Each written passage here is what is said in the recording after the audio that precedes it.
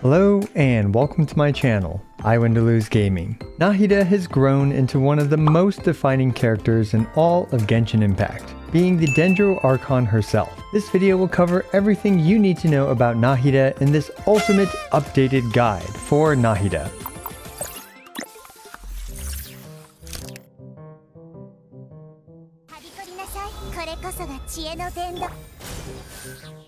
Nahida hasn't missed a single beat ever since her release, and if you have her, there's a really good chance that she'll be in one of your 2 Abyss 12 teams. And why is that? Well, she is by far and away the overall best off-field Dendro applicator in the game. She's also incredibly flexible, being an incredible on-field Dendro applicator and driver, and also one of the best buffers that Dendro has to offer. As always, we'll go over her entire kit: builds, constellations and pull priority, updated teams, strengths and weaknesses, and finally, whether or not you should pull for her.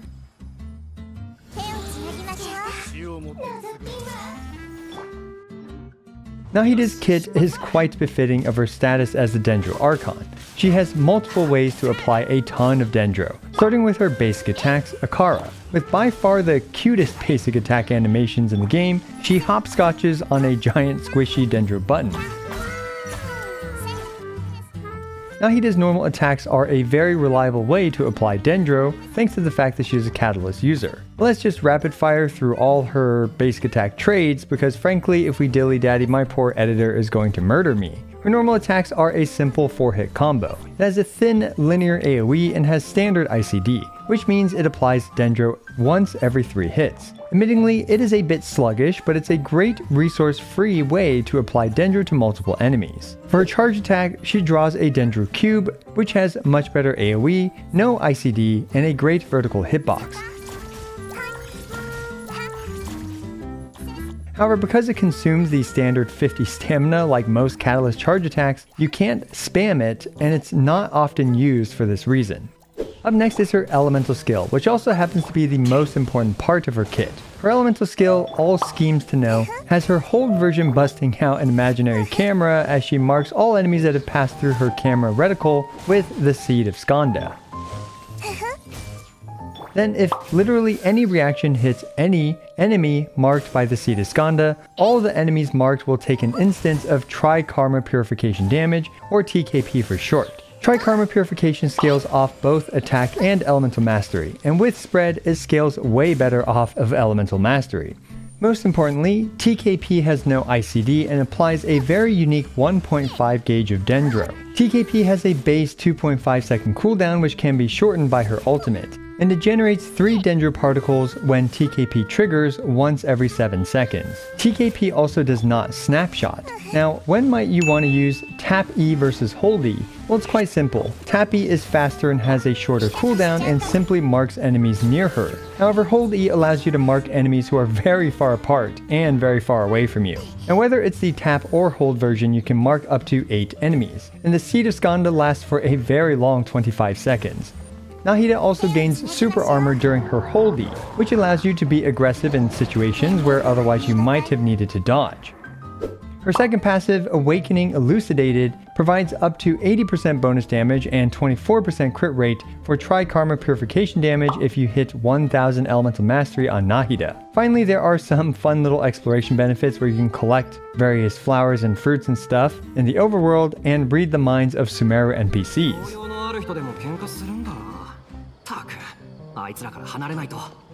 Then we have her Elemental Burst, Illusory Heart. After an epically long 2-second animation where Nahida does a domain expansion, Nahida gains various bonuses depending on what element teammates are on her team. For example, having one Pyro teammate increases her Tri-Karma Purification damage by 25.3%, and having 2 Pyro teammates increases her TKP damage by 37.9%. Electro teammates shortens this tick interval, which substantially improves her TKP damage output and Dendro application, whereas Hydro teammates also increase the duration on her burst. These bonuses apply to Nahida even when she's off-field. And her first passive, Compassion Illuminated, is tied to her Elemental Burst, where it increases the active character's Elemental Mastery by 25% of the highest character's Elemental Mastery as of casting the burst, up to 1000 Elemental Mastery. This means that it can provide up to 250 elemental mastery for the on-field character. The burst will also snapshot this elemental mastery buff.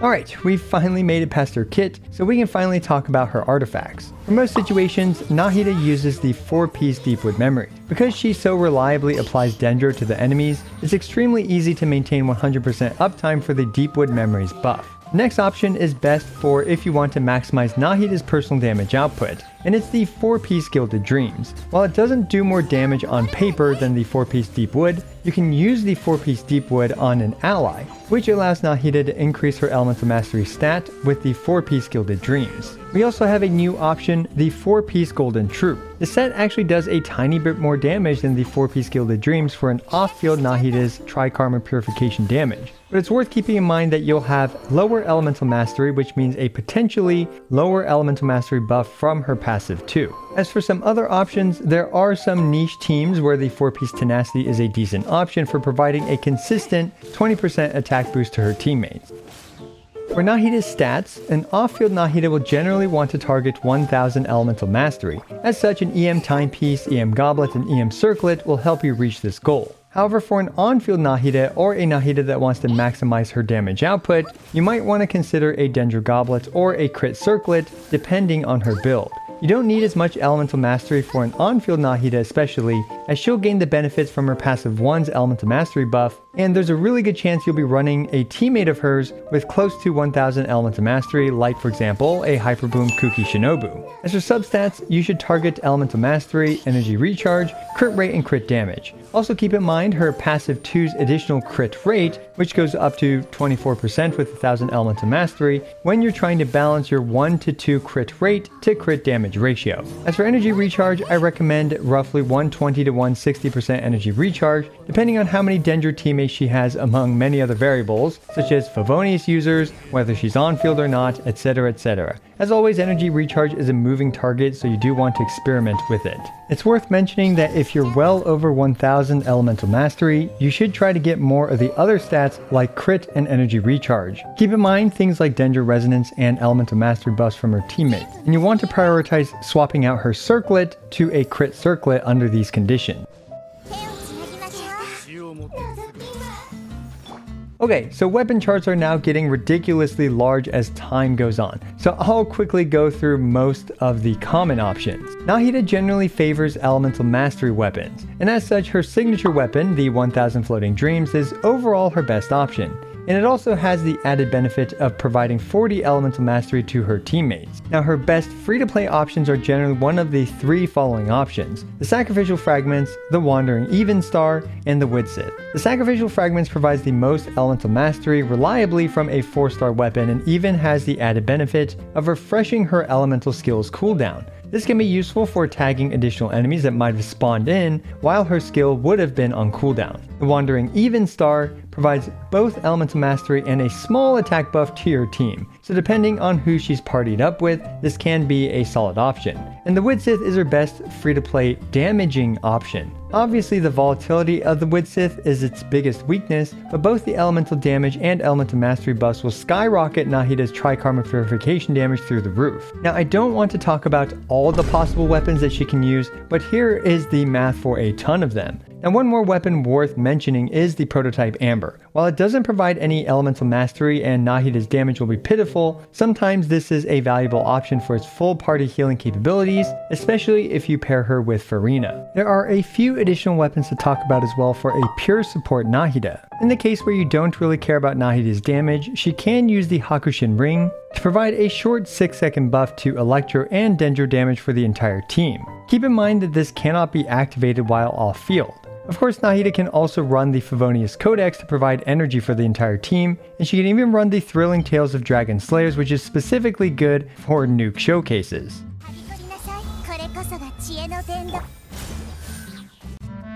Next, let's talk about her pull priority. But before that, we need to understand her constellations. Constellation 1 provides 1 element to the elemental counter for her ultimate. This also includes adding 1 element even if you don't have that element on your team. For example, if you have no pyro characters on your team, Constellation 1 will add 1 pyro character, thus giving you the 1 pyro character buff from her ultimate. Constellation 2 is her obvious best early-ish constellation. This reduces defense by 30% on Quicken, which leads to around 18% additional damage for most sources of damage. Although characters that already have defense ignore, like Raiden's Constellation 2 or Yai's Constellation 2, will see a much smaller 9.5% increase. Nahida's Constellation 2 also gives all Bloom type damage a 20% chance to crit and thus deal double damage. So you'll see some pretty big Hyper Bloom numbers. Constellations 3, 4, and 5 all provide some bonuses but aren't really worth going into great detail about. Constellation 6 is a big one that deals up to 6 instances of Trikarmic Oblivions after using her burst. These attacks have standard ICD and it's a nice bump to her damage output at Constellation 6. As for pull priority, I personally recommend going for her Constellation 1 and 2 before her signature weapon. And at Constellation 2, I would go for her signature weapon.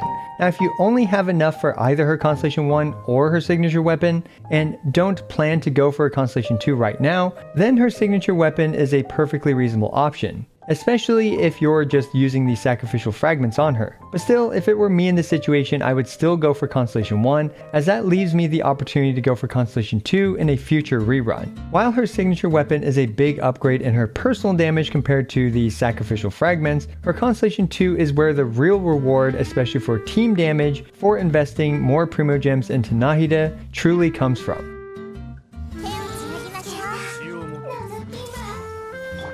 Now boy, I was personally dreading this section due to the sheer amount of possibilities, but it's the teams section. Frankly, Nahida just has too much knowledge to go around and is viable in way too many teams. But I'll break it down into 5 main team archetypes.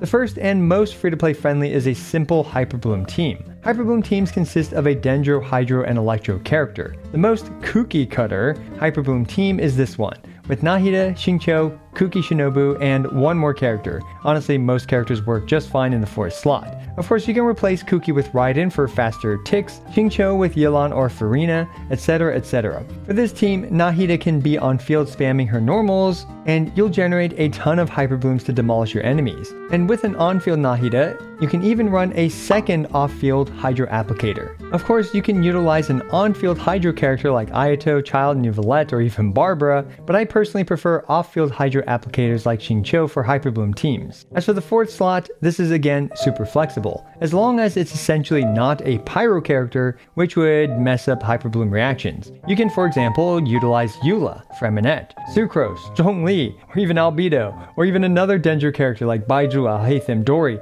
Anyway, I hope you get the point. The 4th slot is extremely flexible here. The next archetype is Burgeon. This team mainly consists of Nahida, Xingqiu, Toma, and a flexible 4th slot. This is basically the same as Hyper Bloom, except with Burgeon. While generally inferior to Hyper Bloom, this team does have superior AoE damage and is still very free-to-play friendly. The next main archetype is a Nilo Bountiful Core team. Nahida is by far and away the best Dendro character for a Nilo Bountiful Core team due to her insane Dendro application. The other 2 slots are flexible, but generally another Dendro character and another Hydro character are recommended. Up next are spread and aggravate teams. For example, a popular aggravate team is Nahida Official Yai Miko, and a flexible 4th slot like an Anima for Swirl, or a sustained character like Zhongli or Baizhu. On-field Electro Aggravate DPS characters like Sino and Kaching are great for these spread and aggravate teams as well. Alternatively, you can focus on spread damage instead with characters like Tignari or Alhaitham, and Official plus Nahida plus a flexible 4th slot. Hey, editing I went to lose here, and I just wanted to add a couple more quick team variants for the Aggravate archetype, with one of them being with Shen Yun's introduction. We now have Plunge being accessible for teams like this. A character like Kaching can make good use of it, and another character like Alhaitham on the Dendro side can also make good use of Shen Yun and the plunge abilities that she provides. And finally, we have the damage per screenshot teams. This simply utilizes Nahida as a massive damage buff with burning to land a massive vape or melt on the enemy. One example of such a setup is with Melt's Ganyu. With Ganyu, Bennett, Nahida, and Kazuha, as you can set up some really nasty melts with this team. However, it's largely for scripted fights and it's certainly a lot less practical for casual play than any of the above teams. It's also worth mentioning that for any of the above teams, Whenever you might want to use Furina as the Hydro character, there is definitely opportunity cost with using Nahida. Since Nahida isn't really a healer, this means that one of her other teammates should be a healer when used as Furina. Now this isn't a huge issue, as Hyper Bloom can use Kuki for healing, Quick Bloom can use Jean, etc, but this is an opportunity cost worth keeping in mind.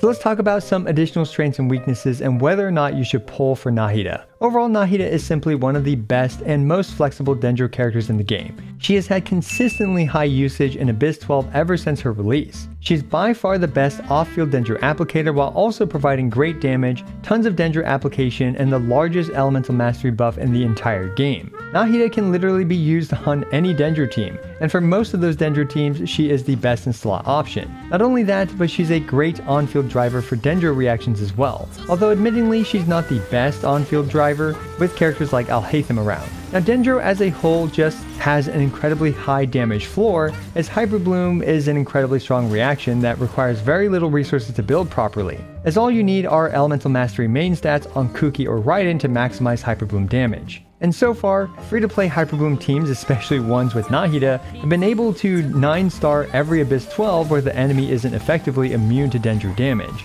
Now Nahida does have some weaknesses, including being very clunky due to her short model or on-field combat, and she's also a very squishy character. She sometimes struggles to reapply Dendro on additional waves of enemies due to her cooldown and inability to reapply Dendro when she's off-field. This is a big problem with Cyno specifically, as Cyno cannot swap off during his elemental burst, so if he kills the first wave of enemies and another wave spawns, well, his damage drops off a cliff without aggravate. Nahida also has some complex opportunity costs when paired with Furina in team building, and while a bit too complex to explain here, just know that you'll generally have to sacrifice a buffer for a healer when Nahida plus Furina are together. Anyway, if you're looking for essentially the most flexible and overall best Dendro character that's almost always utilized in Abyss 12, then Nahida is for you. I highly recommend her, especially if you need a second team for your Abyss 12 playthroughs, as Nahida will easily be able to help you 9-star half of Abyss 12 with most of the aforementioned teams. However, if you're already set with your 2 teams, well, Nahida might not be a must-pull for you. Let me know down in the comments below what you think about Nahida and if I missed anything. As always, I appreciate every single one of you. This is I Win to Lose, signing out.